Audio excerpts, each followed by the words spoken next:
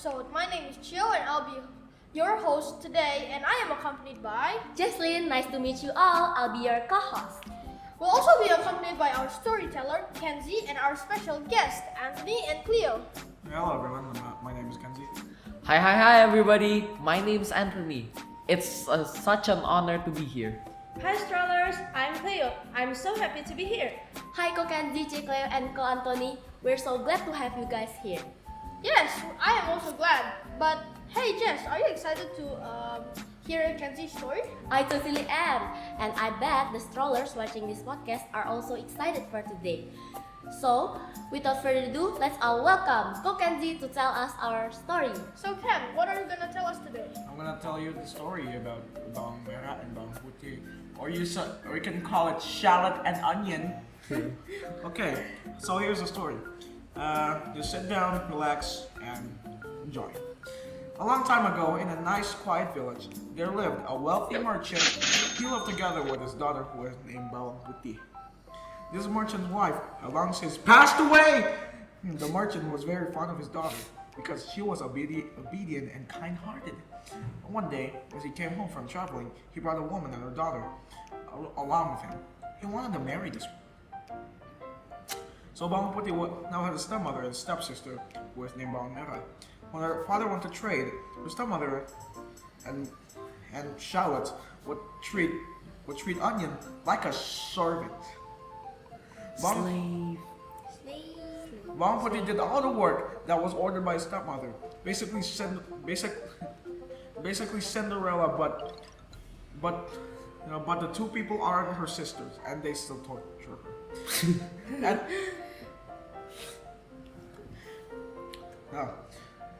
Bawang Putih did all the work that was ordered by his stepmother. She cleaned the house, cooked, washed clothes, and looked for firewood. If Bawang Putih's work went wrong, her stepmother would punish her by not feeding her. That's sad. Mid. Every morning, her stepmother and Bawang Merah took turns shouting, "Hey, Bawang Putih, wash my clothes!" Now you had to finish washing clothes. Bawang Putih would then be called by his stepmother. "Bawang Putih, prepare breakfast now! We're hungry!"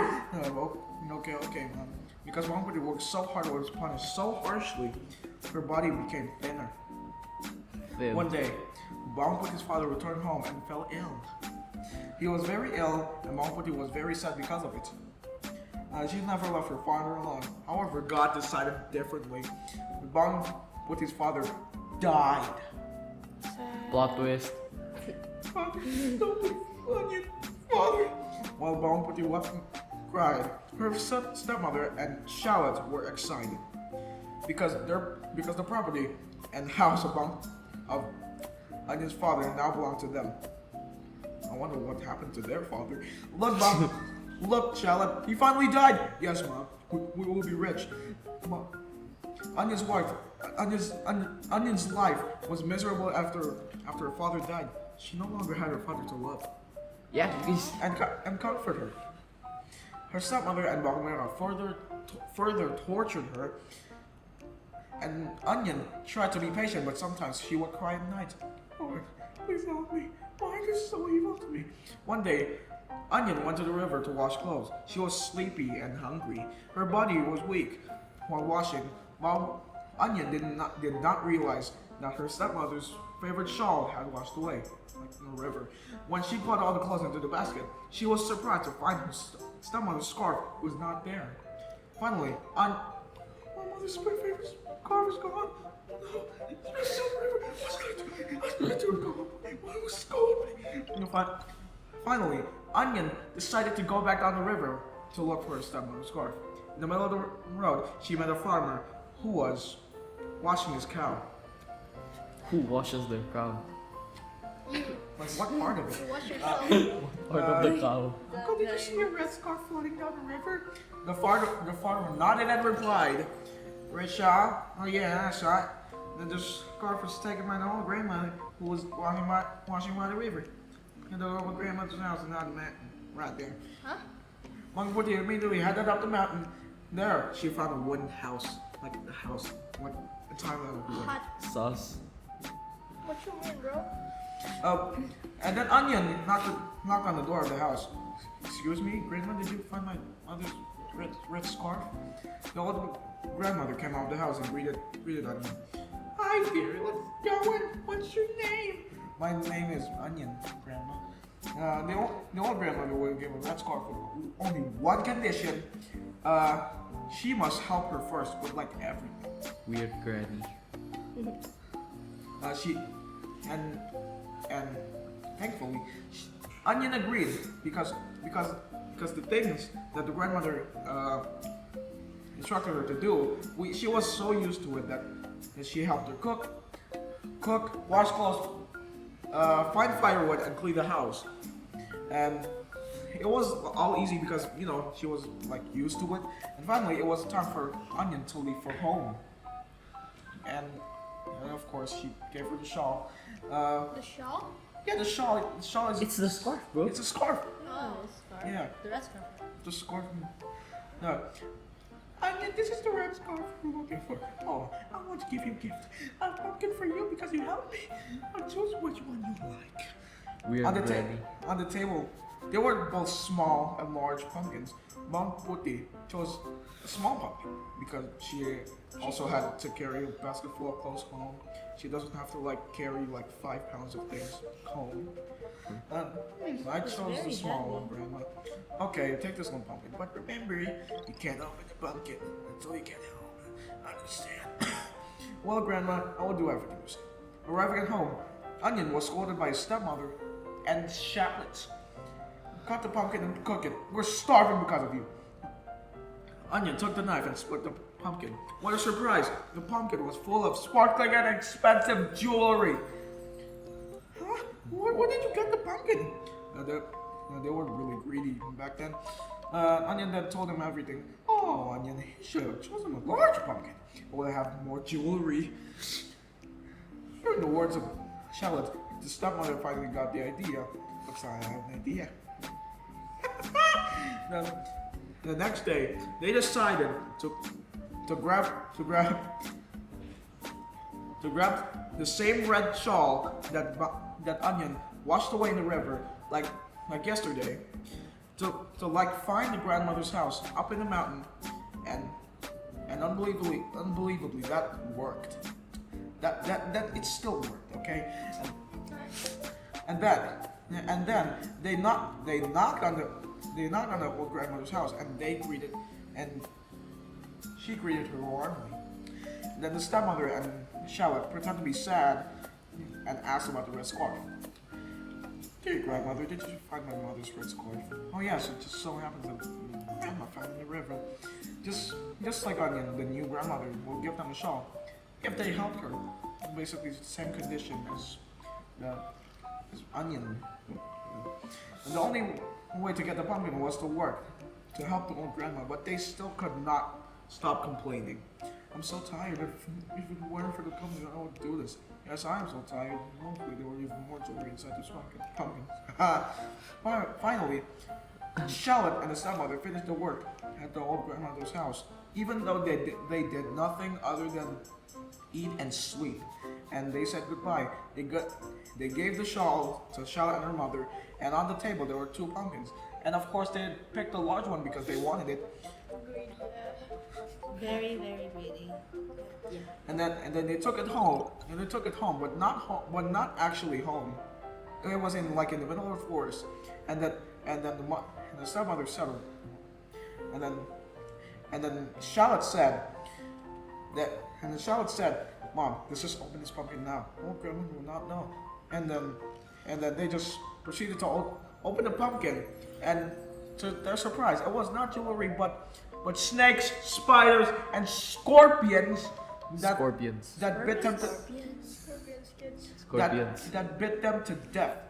Thank God. And then what happened to Onion? She lived happily ever after. Alone? Yes, the jewelry given by the old grandmother making her rich. She continued her father's business and enjoyed the fruits of her obedience and kindness. Double kill.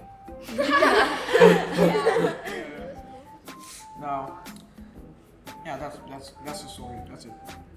Okay, nice story, yeah. Nice. Yeah. Wow. Can we give it a round of applause? Wow.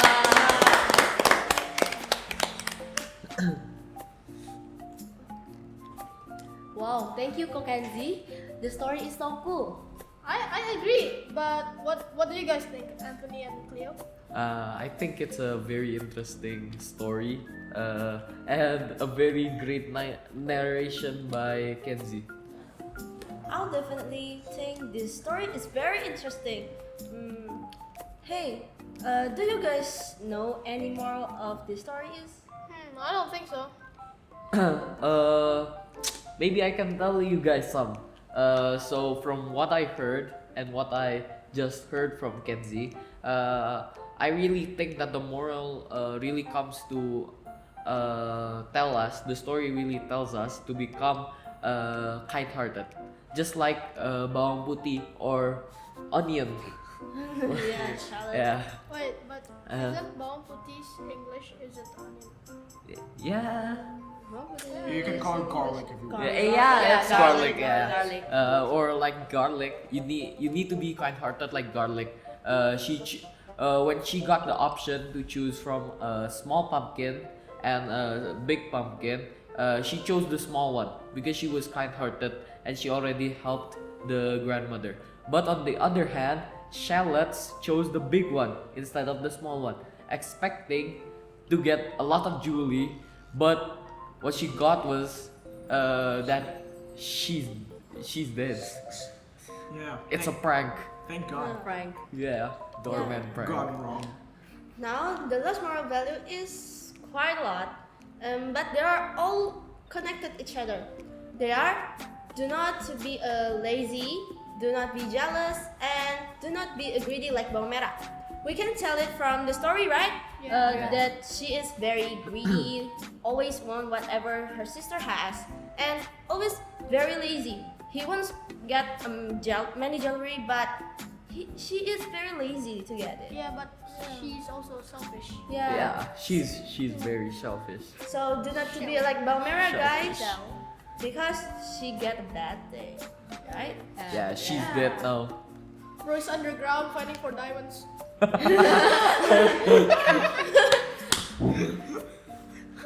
So that's really all of the moral values that me and Cleo can pick from the story. Alright, thank you Anthony and Cleo for the moral values. Jess? we hope the strollers watching this back at home can apply these moral values in their daily life. Now before we end this podcast, I have a question for you guys. We have a question for you guys. So, what is the question, Kokenzi? What color was the scarf?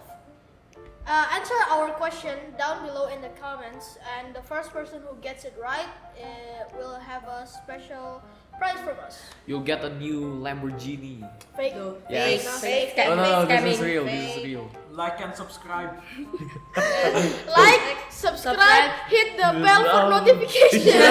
And comment down below, guys. Yeah. Yeah. So that's all for our first episode. Thank you so much to Ko Anthony, Che Cleo, Ko Kenzie. We had so much fun. And it's also my pleasure to be here with you guys for this first ever podcast video. Yeah, and I also want to say thank you for you guys and you guys in the strollers, because I very have so much fun in here. Kenzie? Well, what do you have to say? Yeah, thank you for inviting us here. Okay, thank you, Strollers, for being here today. We hope you enjoyed this podcast episode. See you in our next episode. Bye, Bye, Strollers!